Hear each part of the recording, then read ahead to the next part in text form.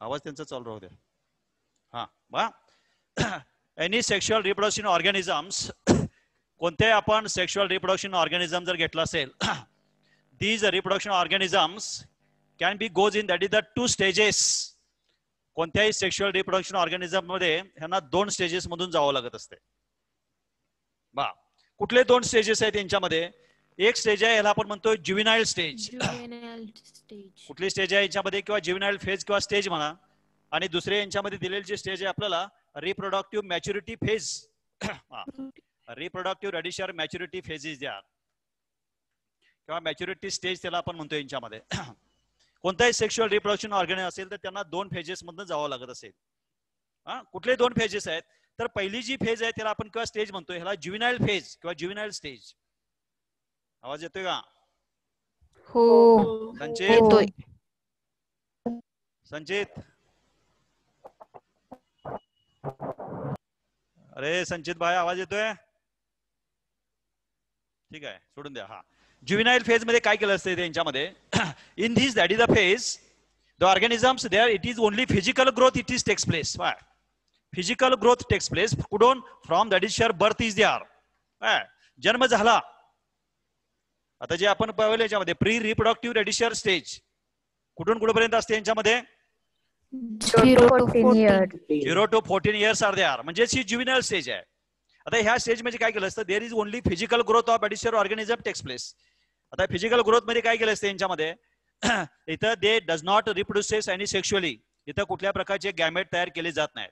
Only those organs which can be rather physically become stout. म्हणजे जे reproductive organs आहेत तर त्या ऑर्गनची पहिल्यांदा फिजिकली ग्रोथ करायचं काम यांच्यामध्ये करणार. म्हणजे इथं कुठल्या प्रकारचे गॅमेट प्रोड्यूस केले जातात का? नाही. अशा प्रकारची फेज असेल तर त्याला आपण कसली फेज म्हणणार? Juvenile phase. छान, जुवेनाइल फेज. Juvenile phase. छान, जुवेनाइल फेज.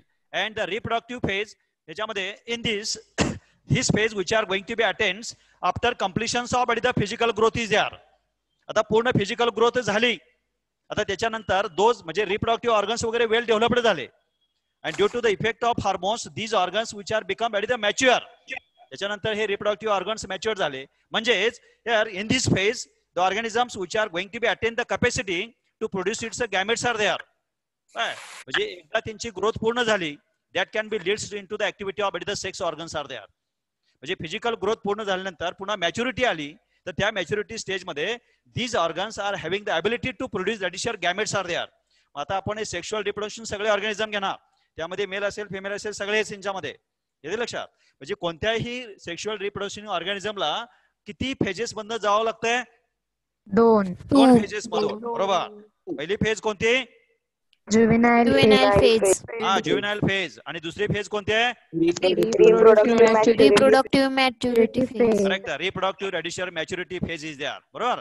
अशा प्रकारच्या ह्या दोन्ही फेज मधनं ह्या ऑर्गॅनिझमला यांच्यामधून जावं लागत असते. ह्या 2च फेजेस आहेत. हा पुढे काय म्हणले याच्यामध्ये? Both these rather periods or phases of the variable in the durations of the different animals are there. आता ह्या दोन्ही फेजेस मध्ये काही ज्याचा कालावधीचा डिफरंट असणार का नाही यांच्यामध्ये? They can show some exhibits various. याच्यामध्ये डिफरंट ड्युरेशन्स कालावधी यांच्यामध्ये असणार आहे. आणि एकदा हे स्टेज अटेंड झाले, सेक्शुअल मॅच्युरिटी झाले, तर these animals which can be exist different events are there. मग त्याच्यामध्ये डिफरंट इव्हेंट्स कॅरी आउट करायचं काम करत असतात.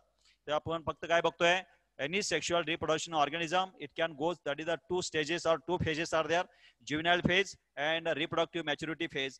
In this phase only the physical growth of additional organs it is takes place, and in that phase after the completion of the physical growth these organisms are mainly able to reproduce additional its gametes or its sex organs are there. बरोबर. अशा प्रकारच्या ह्या 2 phases आहेत यांच्यामध्ये. आता हे सगळे पूर्ण रिप्रोडक्टिव्ह जुवेनाइल फेज कंप्लीट झाली, रिप्रोडक्टिव्ह मॅच्युरिटी फेज कंप्लीट झाली. आता यांच्यामध्ये काही डिफरंट इव्हेंट्स येणार. आता कोणते इव्हेंट्स आहेत याला आपण पहिल्यांदा म्हणतो यांच्यामध्ये प्री रिप्रोडक्टिव्ह स्टेज मध्ये असणारे यांच्यामध्ये तर पहिल्यांदा काय येणार? गॅमेटोजेनेसिस प्रोसेस येणार. बरोबर. त्याला आपण म्हणतोय प्रोसेस ऑफ एडिशर गॅमेटोजेनेसिस. पुढे येणारच आहे आपल्याला. म्हणजे गॅमेट म्हणजे 2 प्रकारचे गॅमेट्स असतात. आता सांगितलं आपण male and female gametes are there. बरोबर. Gametogenesis it is the process of formation of the gametes. इथं 2 प्रकारचे गॅमेट तयार करतात, male and female gametes are there.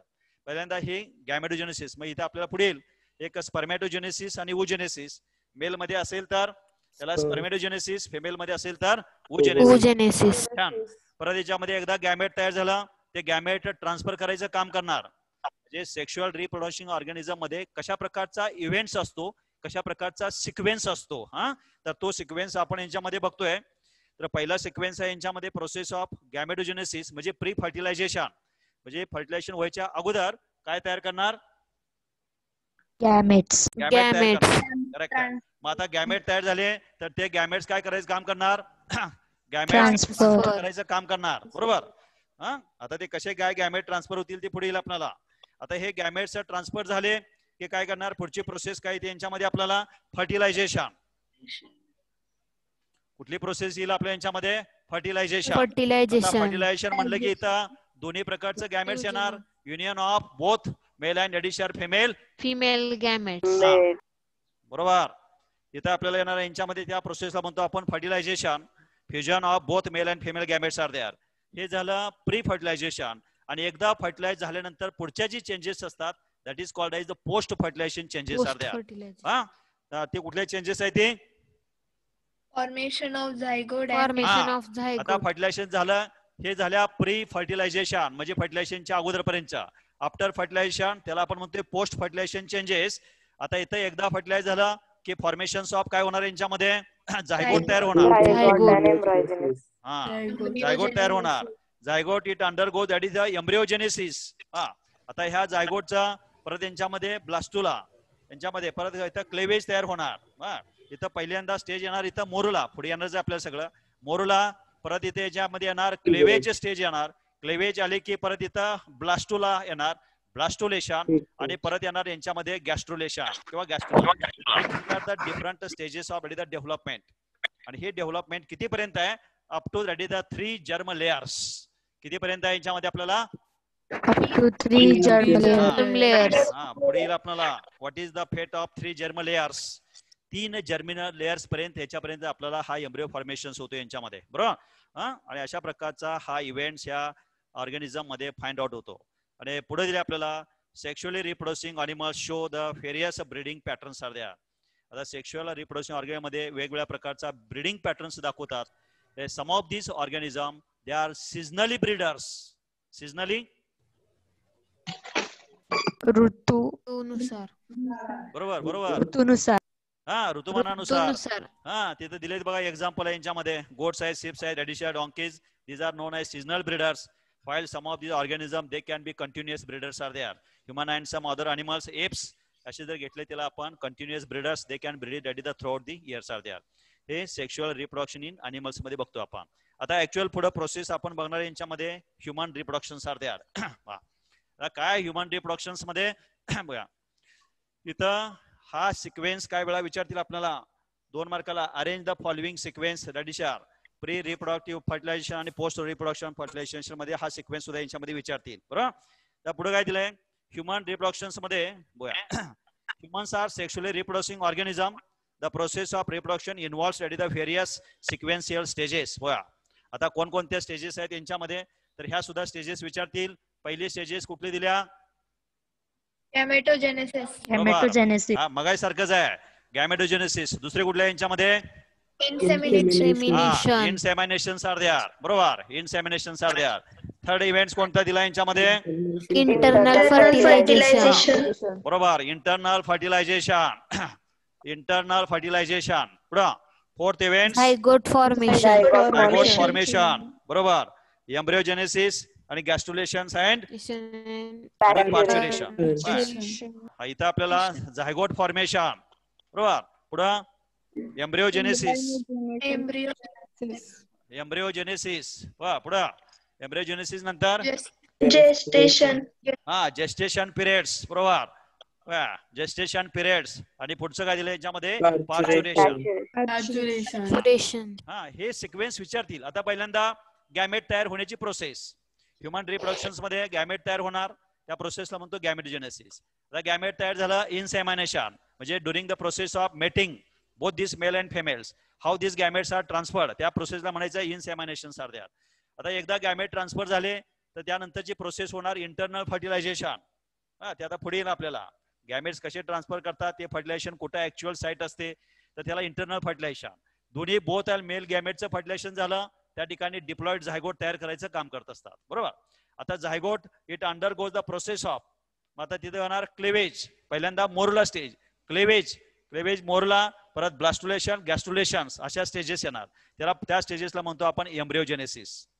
एम्ब्रिओजेनेसिस झालं, परत त्या ठिकाणी जेस्टेशन पिरियड्स आला यांच्यामध्ये, म्हणजे तो एम्ब्रिओ किती दिवस हा डेव्हलपमेंटसाठी कालावधी लागणार त्याला म्हणतो आपण, that is called the pregnancy म्हणायचं यांच्यामध्ये, तो कालावधी जेस्टेशन पिरियड 266 डेज आणि 280 डेज. पुढील आपल्याला 266 दिवस लागतात कुठून आणि 280 दिवस लागत असतात. अशा प्रकारचा दोन्ही कालावधी पुढील आपल्याला यांच्यामध्ये. तर एकदा जेस्टेशन पिरियड कंप्लीट झाला तर त्याच्यानंतर येणार पार्च्युरेशन. पार्च्युरेशन म्हणजे बर्थ. हा, पार्च्युरेशन म्हणजे बर्थ म्हणजे जन्म होणे, म्हणजे डिलिव्हरी होणे. आता ही पार्च्युरेशन होत असताना जो एम्ब्रिओ तर त्या युटेरस मध्ये वाढतोय, तर तो युटेरस मध्ये कशा प्रकारचं मग त्यांना सिग्नल्स फीड करणार. आता मदरला जेव्हा आपण म्हणतोय लेबर पेन्स येत असतात, कळा येणे, म्हणजे आता डिलिव्हरी व्हायला लागलेली आहे, तर हे केव्हा होत असतंय, तर त्या जो फिटस असतो, जो एम्ब्रिओ असतो, तर तो एम्ब्रिओ कोणते हार्मोन सिक्रेट करत असतात, तर ते हार्मोन त्या एम्ब्रिओच्या ब्लड मधून मदरच्या ब्लड मध्ये येणार, मदरच्या ब्लड मधनं मदरच्या पिट्युटरी ग्लँड मध्ये जाणार आणि तिथून पिट्युटरी ग्लँड मधनं कोणते हार्मोन सिक्रेट होणार, तर त्यावेळेला this process which are going to become rather possible, त्याला म्हणतो आपण पार्च्युरेशन. एकदा पार्च्युरेशन झालं की पुन्हा स्टेजेस आहेत यांच्यामध्ये. पार्च्युरेशन सुद्धा पुन्हा 3 स्टेजेस यांच्यामध्ये डिवाइड केले, ते पुढे येणार आपल्याला. पार्च्युरेशन झालं की त्याला लॅक्टेशन्स आलं. लॅक्टेशन्स म्हणजे मिल्क सिक्रेटिंग, मग तिथे फिडिंग आलं यांच्यामध्ये. अशा प्रकारच्या ह्या इव्हेंट्स ह्युमन बिंग्स मध्ये यांच्यामध्ये दिलेले आहेत.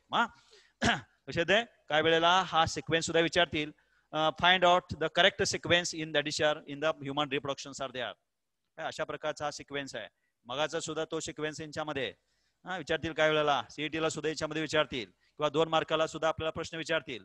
हा सिक्वेन्स 4 पर्यंत दिला जाईल, इथं हा वर खाली असा दिला जाईल, आणि 2 मार्काला विचारतात arrange the correct sequence of that is the human reproduction are there. तर त्यावेळेला पहिला सिक्वेन्स आला पाहिजे कुठला,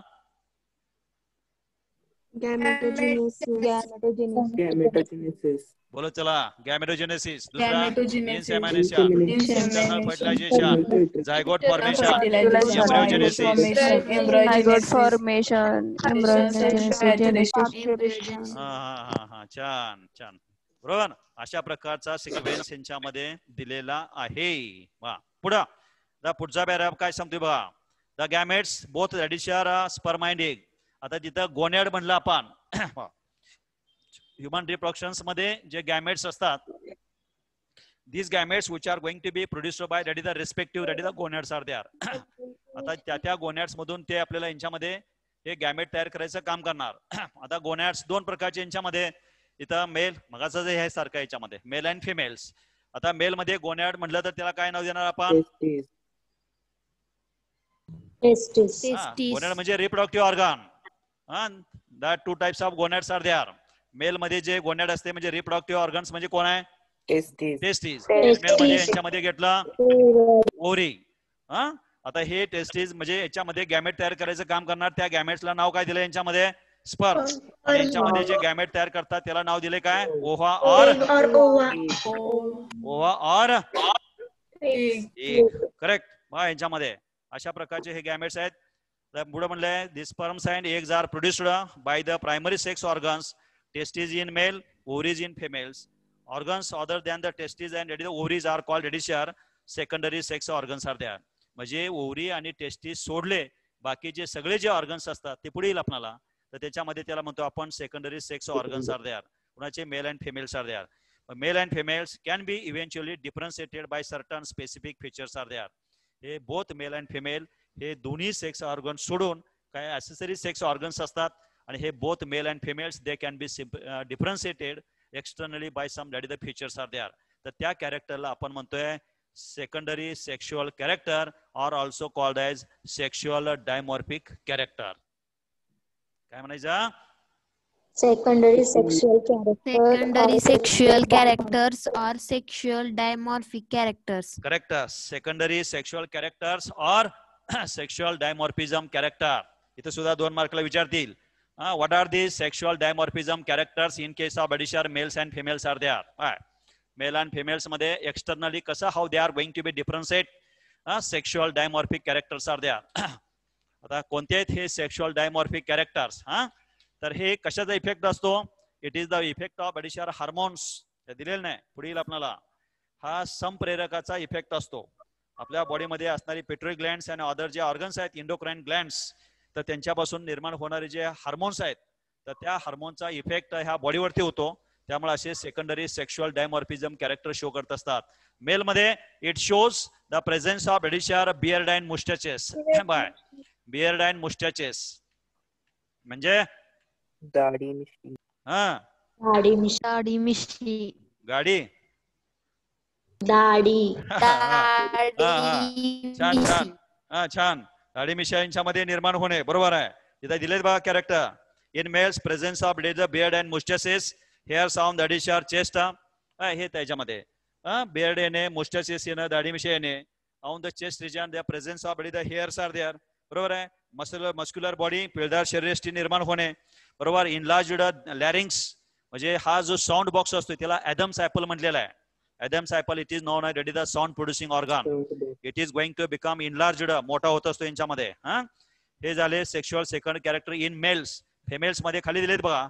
the females it show the secondary sexual characteristics like the development of breast म्हणजे मॅमरी ग्लँड्स डेव्हलप होणे.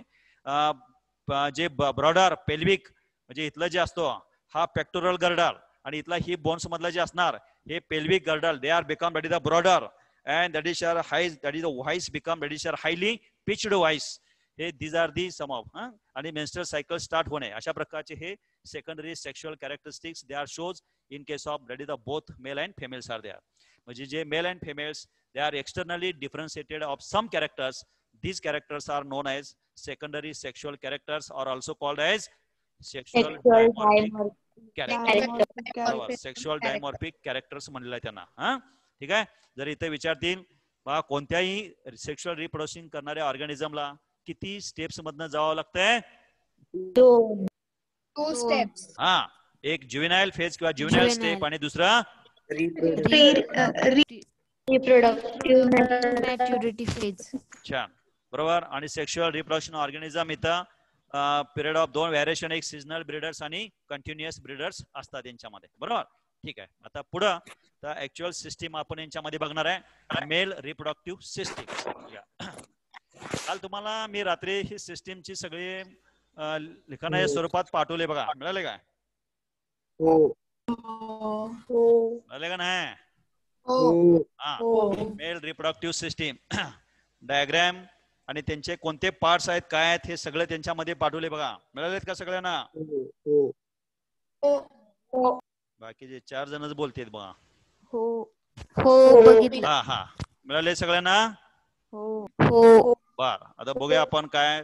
जर समजा इथं विचारलं आपल्याला explain in detail the human male reproductive system. Detail मध्ये जर human male reproductive system explain करायला विचारलं तर काय सांगायचं? वा पुढे सांगायचं the human male reproductive system mainly consist of. पहिला आपण असं पॉईंट याच्यामध्ये human male reproductive system mainly consist of. पहिला एक पॉइंट त्यांच्यामध्ये रिप्रोडक्टिव्ह ऑर्गन्स. रिप्रोडक्टिव्ह ऑर्गन त्याला आपण म्हणतो दॅट इज टेस्टीज. हा एक आहे. दुसऱ्या यांच्यामध्ये घ्यायचं ऍसेसरी डक्ट्स. ऍसेसरी डक्ट्स. त्या ऍसेसरी डक्ट्स मध्ये 5-7 डक्ट्स दिलेत बघा. त्यांच्यामध्ये दिलेत का?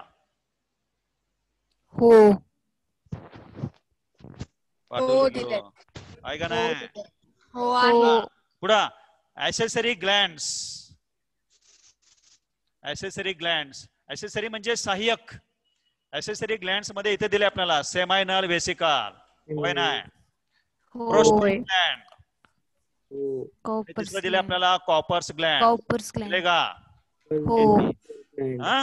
आणि चौथा पॉइंट दिलाय एक्सटर्नल जिनाटालिया. होय नाही? एक्सटर्नल जिनाटालिया दिले का? त्या एक्सटर्नल जिनाटालिया मध्ये दिलाय एक ह्युमन कॉप्युलेटरी ऑर्गन पेनिस आणि दुसरं दिलंय यांच्यामध्ये स्क्रॉटम. दिलंय का? आणि सेपरेट एक दिला असेल हिस्टॉलॉजिकल स्ट्रक्चर दिला असेल बघा. सेपरेट हिस्टॉलॉजी ऑफ टेस्टीज दिला का? हा छान. हिस्टोलॉजिकल स्ट्रक्चर ऑफ टेस्टिस दिला असेल यांच्यामध्ये, दिलंय का? हो. आता काय डिस्क्राईब करायचं पहिला यांच्यामध्ये पॉइंट जर विचारलं उद्या explain the human male reproductive system याच्यामध्ये the human male reproductive system mainly consist of पहिला रिप्रोडक्टिव्ह ऑर्गन्स त्यातला एक टेस्टिस तिथले दीज आर ॲडिशर पेअर्ड ऑर्गन्स जुडे अगदी शॉर्ट मध्ये paired organs lies in the abdominal cavity which is a mesodermal in origin. कुठं मेसोडर्मल इन ओरिजिन सारद्या. आता ऑब्डॉमिनल बॉडी यांच्यामध्ये ही ह्युमन बिंगची ऑब्डॉमिनल बॉडी इथं किडनी असतात वर आणि या किडनीच्या खाली इथं during the early fetal life म्हणजे जेव्हा आपल्याला मूल जन्माला येत असतं मेल चाइल्ड जन्माला येत असेल तर त्यावेळेला इथं काय करणार अशा किडनीच्या खाली बरोबर अशा दोन पेअर्ड यांच्यामध्ये टेस्टिस या ठिकाणी याच्यामध्ये डेव्हलप होत असतात and which are going to be mesodermal in origin. म्हणजे मग सांगितलं आपण 3 जर्म लेयर्स असतात 3 जर्म लेयर्स. आउटर मोस्ट असतो तो एक्टोडर्म, मिडल असतो तो मेसोडर्म आणि इनर मोस्ट असतो तो एंडोडर्म. एंडोडर्म. छान. पुढे एक आपल्याला येणार आता ह्या 3 जर्म लेयरचं फेट काय आहे पुढे येणार आहे आपल्याला. व्हॉट इज द फेट of that is the 3 germ layer. म्हणजे एक्टोडर्म पासून आपल्या बॉडीचे कोणते पार्ट तयार होतात, मेसोडर्म पासून आपण कोणते पार्ट तयार होत असतात, इंडोडर्म पासून कोणते पार्ट तयार होत असतात. पुढे एक आपल्याला चार्टच दिलाय येलो कलर मध्ये चार्ट आहे इथं फेट ऑफ एक्टोडर्म मेसोडर्म आणि इंडोडर्म. मग आता इथं टेस्टिस कशा आहेत त्या these are paired radicular oval organs developed on the abdominal cavity below radicular kidneys on either side of the vertebral column. एक ह्या बाजूला एक त्या बाजूला which is mesodermal in origins are there. है का नाही मेसोडर्मल इन ओरिजिन. आता त्याचे वजन दिलंय लांबी रुंदी दिलंय बघा तिथं किती आहे 14 gram weight.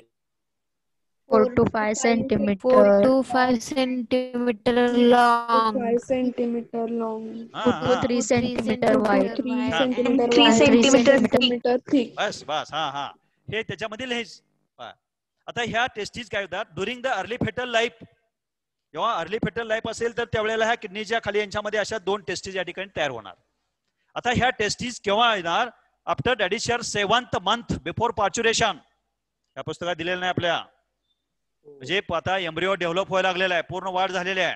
Early fetal life मध्ये म्हणजे जायगोटचं कन्व्हर्शन फेटस मध्ये तयार होत असेल तर त्यावेळेला ह्या टेस्टीज ऑब्डोमिनम इथं तयार कॅव्हिटी मध्ये तयार होणार. आणि जेव्हा हा 7th month कंप्लीट होईल हा 7th month म्हणजे 7व्या महिन्यामध्ये जे मेल फेटस आहे तर काय करणार these testes which are going to be descend down. तर 7व्या महिन्यामध्ये ह्या टेस्टीज खाली इथं डिसेंड डाऊन होतात खाली येतात. During the 7th month of एडिशर both these testes which can be descend down into the scrotal sac. ह्या scrotal sacs मध्ये येतात यांच्यामध्ये. This tube it is known as additional inguinal canal. याला नाव दिलंय inguinal canal is there. या ऑब्डोमेनच्या खाली इथं अशा 2 बारीक इथं नलिका असतात नळ्या म्हणजे तर त्याला म्हणायचं इंग्वायनल कॅनल. ह्या इंग्वायनल कॅनल मधून ह्या टेस्टीज खाली याच्यामध्ये which are going to be descend down into the scrotum is there. याच्यामध्ये खाली येणार. आणि if this condition fails जर ह्या टेस्टीज खाली नाही आल्या असे 100 किंवा हजारामध्ये एखादी कंडिशन या ठिकाणी निर्माण होत असेल तर त्या कंडिशनला म्हणतो आपण that is called the cryptorchidism. Cryptorchidism. If these testes it fails to descend down through the inguinal canal into the scrotal sac is there, such condition is known as the cryptokyrrhidism. याला क्रिप्टोकायरॅडिझम conditions म्हणायचं. आता ह्या म्हणजे काय करणार परत हे क्रिप्टोकायरॅडिझम condition निर्माण झाली आणि हा ते पर्सन्स किंवा बॉईज मोठा झाला तर त्यावेळेला they are going to be leads the conditions that is called the sterility. Sterility conditions निर्माण होते. It does not produces any type of additional gametes are there. But जर हे वेळेच लक्षात आलं तर by surgical operations are there this testes which can be descend down into ready the scrotum is there. हे होऊ शकतं. दुर्लक्ष केलं माहिती नसेल तर त्यावेळेला अशा प्रकारची स्टरिलिटी म्हणजे that persons or that child it does not produces any types of the gametes are there. हे स्टरिलिटी निर्माण ह्या ठिकाणी याच्यामध्ये होत असते. अशा प्रकारचे हे कंडिशन्स ह्या टेस्टीज ह्या ठिकाणी याच्यामध्ये निर्माण होतात. These are oval bodies paired organs mesodermal in origin. त्यांची लेंथ लांबी कुठं लिहायची कुठं तयार होत असतात ह्यांच्यामध्ये हे लिहायचं. जर विचारलं त्यावेळेला रिप्रोडक्टिव्ह सिस्टीम आणि ह्याच्या खाली तिथं लिहायचं द टेस्टीज फंक्शन्स खाली म्हणायचं function. Testes are the main reproductive organs mainly responsible for the productions of the male gametes. They are mainly responsible for the production of male gametes. हे पहिलं function आणि दुसरं लिहायचं it also produces, that is your male sex hormones are there. Production of the male sex hormones are there. And इथं कुठं testosterone आणि androgen हे दोन हार्मोन्स या ठिकाणी यांच्यामध्ये तयार करायचं काम करत असतात. किती वळीचं डिस्क्रिप्शन झालं बघा. 6. हे का नाही, म्हणजे रिप्रोडक्टिव्ह ऑर्गन टेस्टीज, तर त्या टेस्टीजचं आपण डिस्क्रिप्शन दिलं. टेस्टी पेअर्ड असतात, कुठं असतात त्याचं लोकेशन सांगितलं, ओरिजिन काय आहे, लांबी रुंदी सांगितली, कुठं डिसेंड डाऊन कुठे येतात ते आपण याच्यामध्ये सांगितलं, बरोबर. आणि त्या टेस्टीजचं फंक्शन हे विचारलं तर एवढा पार्ट यांच्यामध्ये लिहायच. काय अडचण इथपर्यंत नाही. नाही. हा बर. आता पुढं जे एक्सटर्नल जेनाटेलिया दिलेलं आहे, आता हे स्क्रॉटम आहे, स्क्रॉटम. आता हे खरं ह्याच्या खालीच लिहायला पाहिजे होतं बा. आता एकदा स्क्रॉटम मध्ये आलं, हे डार्क स्किन्ड यांच्यामध्ये पाऊच आहे, या मसल्स न बनलेल्या यांच्यामध्ये.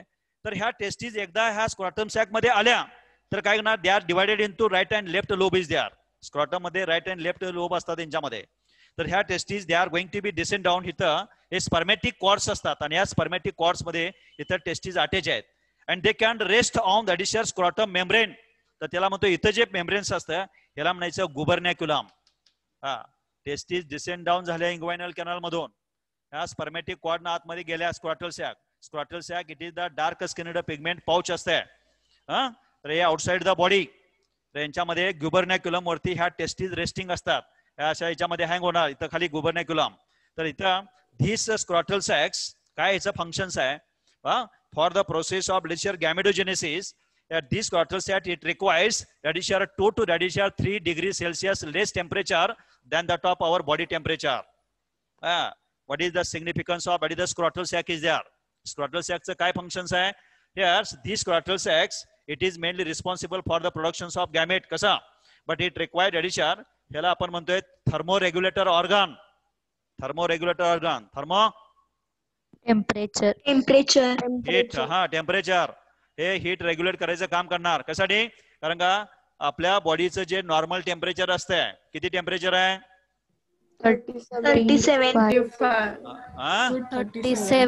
37. बरोबर, 37 डिग्री सेल्सिअस आहे. बरोबर आहे का नाही?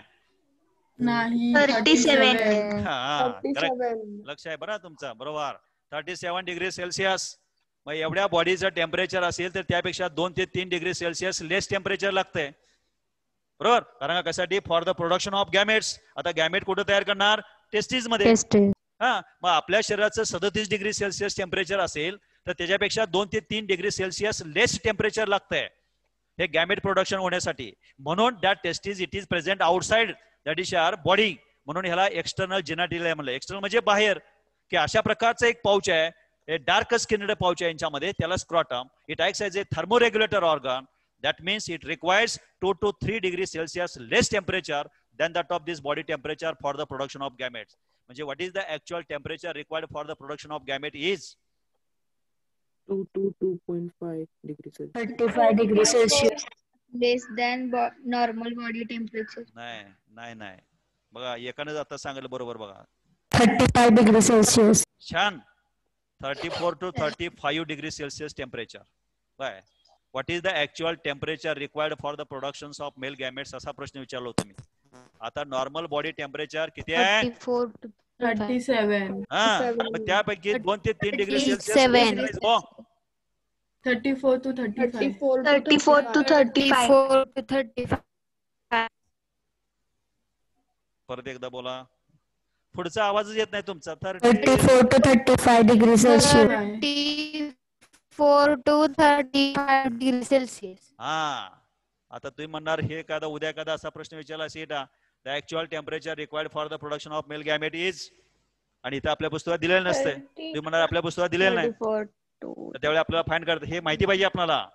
नॉर्मल बॉडी टेम्परेचर किती आहे, त्यापासून आपल्याला किती डिग्री सेल्सिअस टेम्परेचर कमी लागते? 2 ते 3. म्हणजेच त्यातनं वजा केलं तर किती येणार? 35 to 34 to 35. छान. एवढं टेम्परेचर आपल्याला यांच्यामध्ये गॅमेट प्रोडक्शन साठी लागतंय. हे झालं इथं स्क्रॉटम टेस्टीज. आता जर त्याच्यावरती पुढे जर प्रश्न एखादा विचारला, explain the male reproductive system detail आणि add a note on histological structure of testes विचारलं, काय पुढं असा प्रश्न विचारला, add a note on histological structure of testis. म्हणजे ह्युमन रिप्रोडक्टिव्ह सिस्टीमचे सगळे पार्ट्स डिस्क्राईब करायचेच आणि हे सगळे डिस्क्राईब करून पुन्हा त्याच्यावरती एक नोट लिहायची. कशावरती? Histology of testis. Histology of testis. Correct. तर त्यावेळेला काय सांगायचं हिस्टॉलॉजी मध्ये बघूया आपण आता हिस्टॉलॉजी. हे सुद्धा एक सेपरेट नोट तुम्हाला पाठवलेले आहे. पाठवल्या का? हो. पाठवल्या का नाही? हो. पाठवलेली आहे. छान. बा काय सांगायचं हिस्टॉलॉजिकल स्ट्रक्चर मध्ये? Each testis it is going to be covered by रेडी द 3 लेयर्स. प्रत्येक टेस्टिस 3 लेअर न कव्हर केलेले आहे. कुठले कुठले 3 लेयर्स आहे ते? टुनिका व्हाजायनालिस, टुनिका अल्बोजिनिया आणि टुनिया व्हस्क्युलॅरिस. आहेत का? छान. बाय टुनिका व्हाजायनालिस, टुनिका अल्बियन्स आणि टुनिका व्हस्क्युलस हे 3 लेयर्स आहेत. बा आता ह्या टेस्टिस यांच्यामध्ये आपण कव्हर केले, यांच्यामध्ये 3 लेयर्स काय केले बा? The layer of the some fibres from रेडिशर टुनिका अल्बुजिनिया. 3 लेयर्स आहेत. सगळ्यांना कुठलं कॉमन आहे?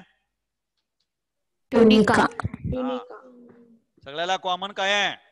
टुनिका. टुनिका व्हाजायनालिस, टुनिका अल्बुजिनिया आणि टुनिया व्हस्क्युलॅरिस किंवा vasculosa. These are the 3 layers. बघा काय बघतोय आपण?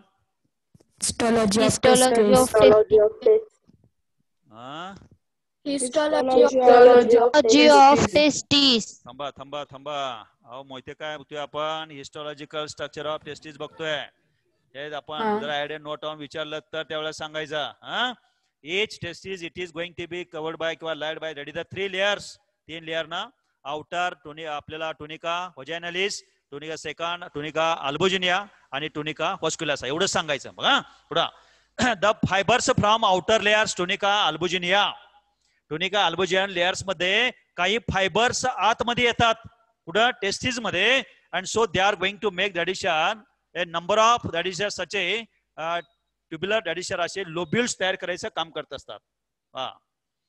असे लोब्युल्स तयार करायचे काम करतात. त्याला म्हणतो आपण टेस्टिक्युलर लोब्युल्स आर देअर. असे किती लोब्युल्स आहेत? Near about 200 to 300 testicular lobule. बरोबर. 200 ते 300 असे टेस्टिक्युलर लोब्युल तयार करायचं काम करत असतात. द फायबर्स फ्रॉम रेडिशर या लेयर्स मधनं असे काही फायबर आतमध्ये येतात आणि ते फायबर आतमध्ये आले की टेस्टिसच्या आतमध्ये अशा प्रकारचे टेस्टिक्युलर लोब्युल तयार करायचे काम करत असतात. किती लोब्युल्स आहेत ते? 200 to 300. बरोबर. 200 to 300 lobules. काय बोलताय हो? आवाज येत नाही बघा. शेवटी फार अगदीच असू द्या. 200 to 300 टेस्टिक्युलर लोब्युल्स तयार होतात. बघा पुढे काय म्हणलंय? इच लोब्युल कन्सिस्ट ऑफ हायली कॉइल्ड. बघा आता प्रत्येक लोब्युल्स मध्ये काय आहेत?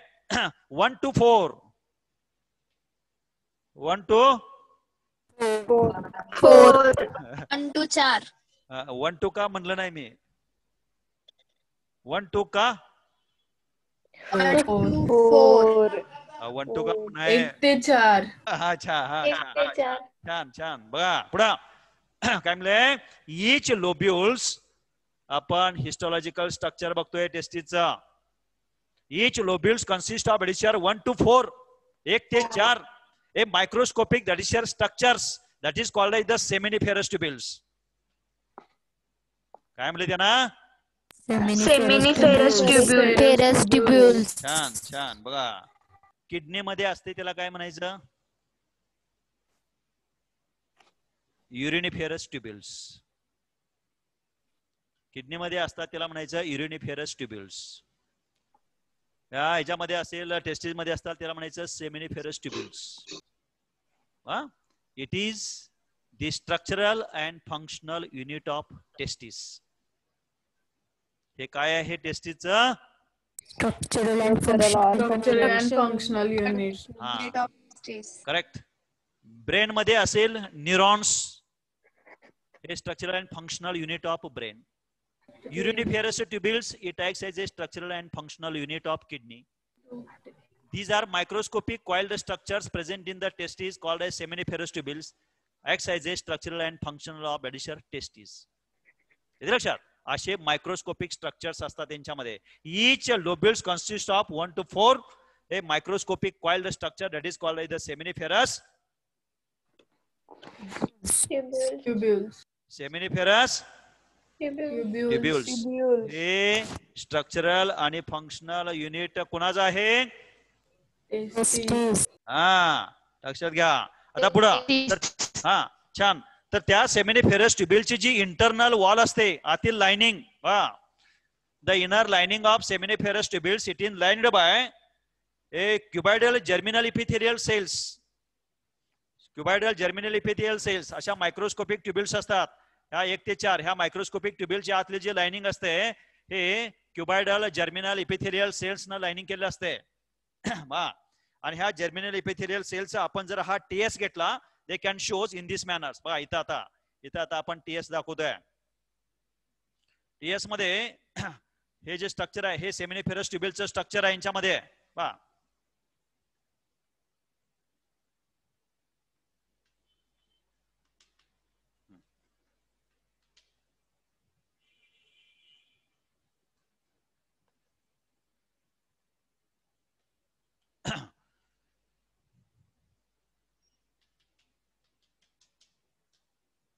अशा प्रकारचं स्ट्रक्चर यांच्यामध्ये दाखवायचं.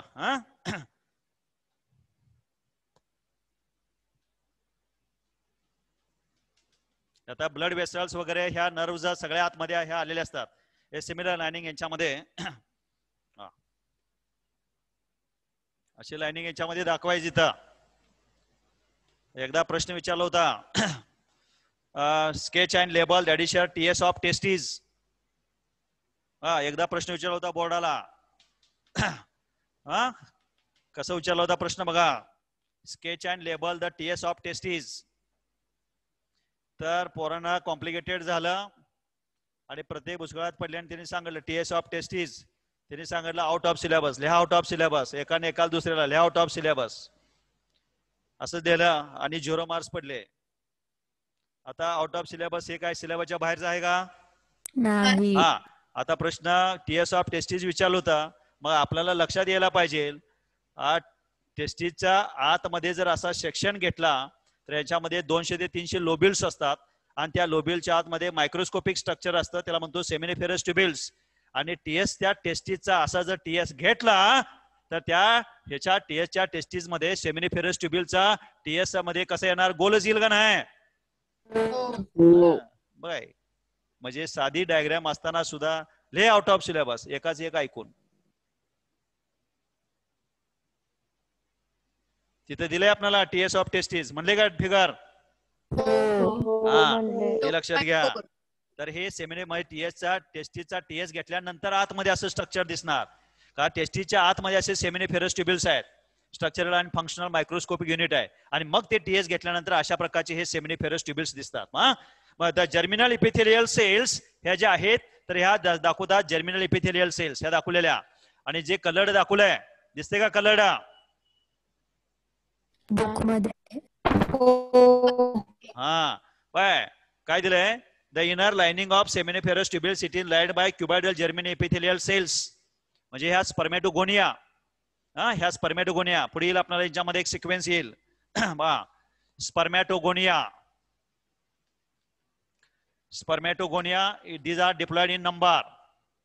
Primary spermatocyte these are also diploid. Secondary spermatocyte परत यांच्यामध्ये आपल्याला स्पर्मॅटिड्स आणि स्पर्म असे हे सिक्वेन्स येईल. हा इथं हॅप्लॉइड असतो, हे हॅप्लॉइड आहेत, हा सुद्धा सिक्वेन्स आहे. These changes which takes place in the testes, primary spermatogonia diploid in number, primary spermatocyte addition diploid in number. मग इथं प्रोसेस ऑफ मियोसिस होती. मियोसिस होत असताना chromosomal number becomes reduce to half. मग इथं तयार होणारे हे secondary spermatocyte, these are haploid. Secondary spermatocyte नंतर स्पर्मॅटिड तयार होणार. स्पर्मॅटिड हे सुद्धा हॅप्लॉइड असतात. आणि spermatid undergo some physiological changes, so they are going to produce mature sperms, these are haploids are there. हा सुद्धा सिक्वेन्स काय विचारतील इथं. मग इथं the inner lining of seminiferous tubules, it undergoes some additional changes, physiological changes, and some of these ह्यातल्या काही germinal epithelial cells, they are gets modified. ह्या germinal epithelial चं modified होत आहे, and so they are going to be produces some, that is the modified cells. It is called as Sertoli cells. आहे का बघा तिथं? Diagram मध्ये बघा, are also called additional nurse cells. आहे का डायग्राम मध्ये? गुलाबी कलर का पिंक बघा, जांभळ्या कलरने दाखवलेले सेल्स डायग्राम मध्ये आहेत का? आहे. ह्याला म्हणजे some of this cuboidal germinal epithelial cells modified to form हे सच सर्टोली सेल्स. ह्याचं फंक्शन्स काय? The Sertoli cells which can be get study the nourishes to newly developed रॅडिशर स्पर्मॅटोझोआ. म्हणजे हे स्पर्मॅटो जे आहेत हे स्पर्मॅटोगोनिया जे तयार होणार याच्यापासून, तर ते स्पर्मॅटोगोनिया तयार झालं की ह्यांना नरिशिंग करायचं काम, ह्यांना नरिशमेंट सप्लाय करायचं काम कोण करत असतं? ह्या सर्टोली सेल्स करत असतात. त्यांच्यामध्ये कोण करतंय? Sertoli cells. Sertoli cells. And these primary spermatocyte, they are going to be stages in the of development. इथं दाखवले बघा डेव्हलपमेंट. स्पर्मॅटोगोनिया डिप्लॉइड आहे का तिथं? बघा पुस्तकामध्ये आहे का? छान बघा लक्षात. आता इन बिटवीन पुढं इन बिटवीन दीज रॅडिशर हे जे वेसिकल्स ह्याच्यामध्ये जे दाखवलेले आहेत सेमिनिफेरस ट्युब्युलच्या वेसिकल्स मध्ये, it shows a group of cells. बघा याला आपण म्हणतोय हे ग्रुप ऑफ सेल्स आहेत का तिथं दाखवलेले वर? These group of cells are also called as, हे ग्रुप ऑफ सेल्सला म्हणतो आपण, this group of cells is known as Leydig cells. LEYDIG. Leydig cells are also called as interstitial cells. आहे का? Leading or interstitial cells, these cells which are mainly responsible for the productions of additional male sex hormones are there. आता मगाशी सांगितलं होतं आपण कुठला? in case of additional androgen and testosterone. आहे का?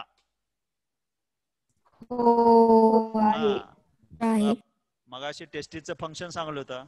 Testes are main reproductive organs, mainly responsible for the production of male gametes and mainly responsible for the production of male sex hormones. तर हे अशा ह्या सेमिनिफेरस ट्युब्युलच्या इन बिटवीन मध्ये अशा काही group of cells असतात. तर त्या ग्रुप ऑफ सेल्सला म्हणलंय that is called as Leydig cells और interstitial cells. The cells which are mainly responsible for the productions of the two male hormones are there. हे दोन सेक्स हार्मोन सिक्रेट करायचं काम हे इंटरटिशियल सेल करत असतात. कुठला? Androgen and testosterone. Androgen and Testosterone. Correct. आता काय वेळा इथे सुद्धा प्रश्न विचारतील, write the difference between Sertoli cells, Leydig cells.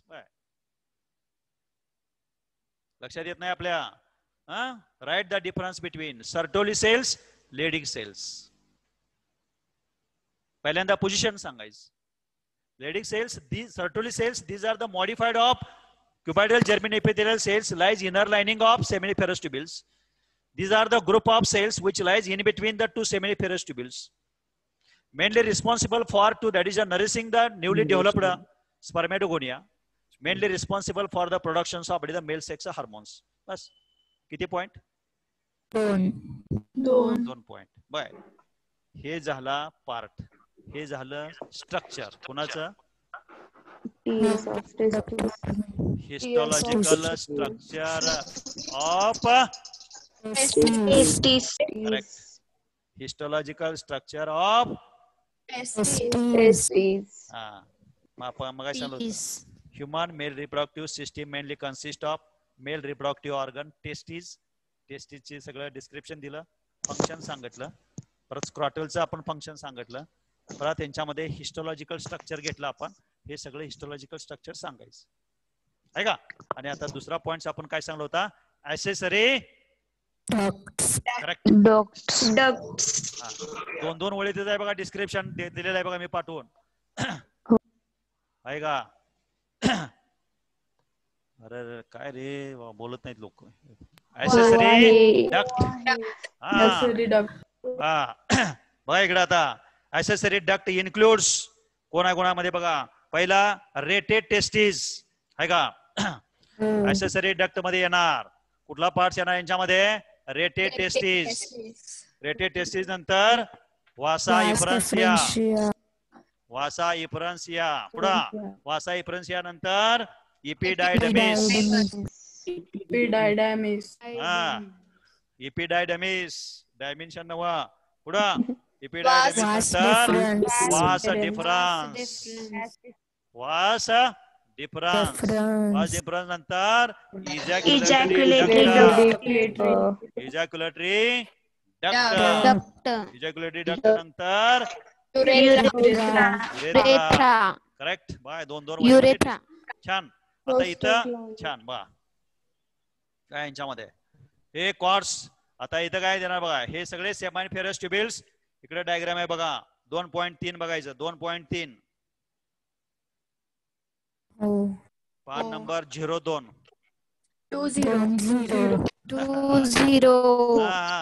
बघा एक एक दोन वळीत आहे बघा काय सांगायचं आता सगळ्या रेटेड टेस्टिस कसं होते बघा सगळ्या seminiferous tubules in the testis posterior सरफेसला एकत्र येऊन त्यापासून नेटवर्क ट्युबिल तयार होते त्याला म्हणायचं कुठला टेस्टिस ह्या सगळ्या seminiferous tubules which lies on the posterior surface and they are form in the network like structure असं नेटवर्क स्ट्रक्चर यातल्या सगळ्या सेमिनिफेरस ट्युबिल्स एकत्र येऊन पोस्टेरियर सरफेसला एक सगळं ह्याचं नेटवर्क स्ट्रक्चर तयार होते त्याला कुठला टेस्टिस म्हणायचं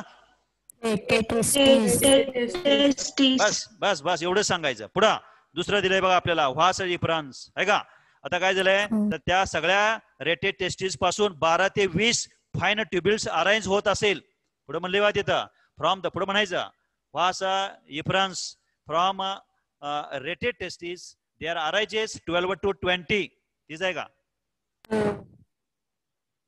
1200 ते 2000 12 ते 20 12 to 20 फाईन ट्युबिल्स अतिशय बारीक ट्युबिल्स त्यापासून अराइज होत असेल तर त्या ट्युबिलला म्हणतो कुठला व्हासा डिफरन्सिया बस आणि त्याचं फंक्शन पुढं पुढे म्हणले बा त्यापासून they carry the sperm from testis to opens into the epididymis आहे का आता पुढे इथं डायग्राम कुठे दाखवले बघा ह्याच्यामध्येच आहेत बघा इपिडायडमिस ह्या रेटेड टेस्टिस पासून अशा फाईन ट्युबिल्स पासून इथंच इपिडायडमिस अशा ह्या डक्ट अराइज होणार मग इपिडायडमिस मध्ये काय म्हणलंय it is a long and highly coiled tube differentiated into upper caput middle corpus आणि लोअर क्वाडा हे दोन पार्ट्स मध्ये की जिथं where the sperm undergo maturation की जिथं ह्या इपिडायडमिस मध्ये फिजिओलॉजिकल स्पर्म विचारतील काय वेळेला in which part of that is your male reproductive organ the sperm undergoes physiological changes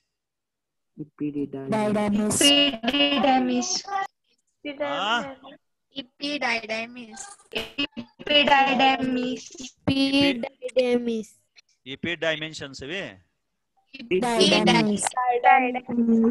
बघा काय म्हणायचं इपिडायडमिस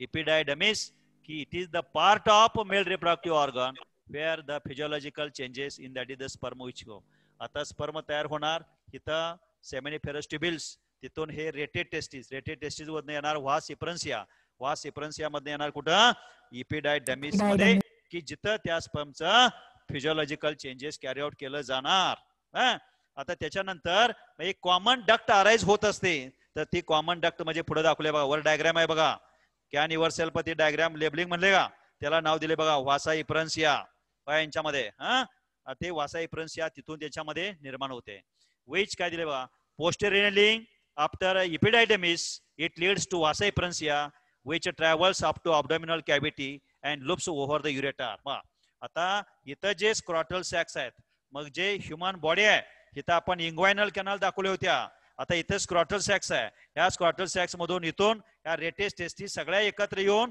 इथं व्हास इफरन्सिया रेटेड टेस्टिस इपिडायडमिस तयार होणार आणि ह्या इपिडायडमिस मधून अशा प्रकारची एक डक्ट बाहेर येणार आणि हे डक्ट काय केलं ते this duct which runs upward direction through the inguinal canal म्हणजे जिथून टेस्टिस खाली डाऊनवर्ड झाल्या होत्या तर त्याच इंग्वायनल कॅनल मधून हे अशा प्रकारची ही वास कुठला डिफरन्सिया वर येणार आणि ह्या ठिकाणी युरिनरी ब्लॅडर्स आहे आणि ह्या बाजूचे एक असे हे डक्ट येणार हे दोन्ही या युरिनरी ब्लॅडरच्या ह्या ठिकाणी तर लूप्स तयार होऊन इथं सेमायनल वेसिकलची डक्ट आणि हे वासा इफ्रन्सिया हे दोन्ही एका ठिकाणी युनाइट होत असतात. आता पुढचे दिलेले आपल्याला इजॅक्युलेटरी डक्ट. द डक्ट म्हणजे vasa deferentia which connected to the duct of seminal vesicle. जे आलेली वासा डिफरन्सिया आणि सेमायनल वेसिकलची डक्ट हे दोन्ही एकत्र येऊन त्यापासून इथं इजॅक्युलेटरी डक्ट तयार होते. ह्या बाजूचे एक डक्ट आणि इथून पुढे आणि हे direct they are leads to रॅडिशर युरेथ्रा आणि मग ह्याच्यापासून हे युरेथ्रा तयार होत असते. बा पुढे काय दिलंय युरेथ्रा आहे का? आहे. हा मग आता ejaculatory duct passes through the prostate gland. आता पुढील आपल्याला प्रोस्टेट ग्लँड तिथं आहे बघा, त्या डायग्राम मध्ये बघायचा. मी डायग्राम दाखवले, रेड कलरची डायग्राम दाखवल्यावर बघा तिथं कॅन युव्हरसेल्फ म्हणले तिथं आहे बघा, त्याला लेबलिंग दिलेलं नाही. ह्या बाजूचं राईट लेफ्ट साईडची जी दाखवल्या वर युरिनरी ब्लॅडर पांढरं दाखवलंय, त्याच्या खालची जी दुसरी रेषा वडलेली आहे तर त्याला म्हणायचं प्रोस्टेट ग्लँड. हा प्रोस्टेट ग्लँड डायग्राम बघा मी तुम्हाला पाठवलंय त्याच्यामध्ये. त्या प्रोस्टेट ग्लँड मधनं युरेथ्रा पासेस आउट होते and this urethra it is called as common urinogenital duct. याला कसली डक्ट म्हणलंय? Urinogenital. का म्हणले हो urinogenital duct? Because duct. it is mainly responsible for the transport of semen and Urine. अरे semen म्हणजे झाले तेच की, semen and urine. Urine. Urine आणि सेमेन हे दोन्ही एकाच डक्ट मधनं पास केलं जात असते, म्हणून त्या डक्टला कसली डक्ट म्हणायचं? युरिनोजेनायटल Urogenital duct. हा. These duct which are extend into the human penis are there. Urethral orifice, त्या म्हणजे ओपनिंग असतात बाहेर, ते युरेथ्रल ऑरिफिस म्हणून यांच्यामध्ये असतंय. हे झालं ऍक्सेसरी डक्ट. ऍक्सेसरी डक्ट मध्ये काय काय सांगायचं? रेटे टेस्टिस, वासा इफ्रन्सिया, इपिडायडमिस, वास डिफरन्स, इजॅक्युलेटरी डक्ट आणि युरेथ्रा. होय नाही? हा. आणि पुढचा भाग आहे हा बोला. बोलो चला. थांबू काय? Sir. मग एवढंच राहिले ग ऍक्सेसरी ग्लँड. थांबूया सर. अरे 1 वाजून गेल्या. हा 1:05 झाल्या. मी सुद्धा सकाळी 9 वाजता उभा राहिले. 5:01 बंद करा. करा हे. बंद करा.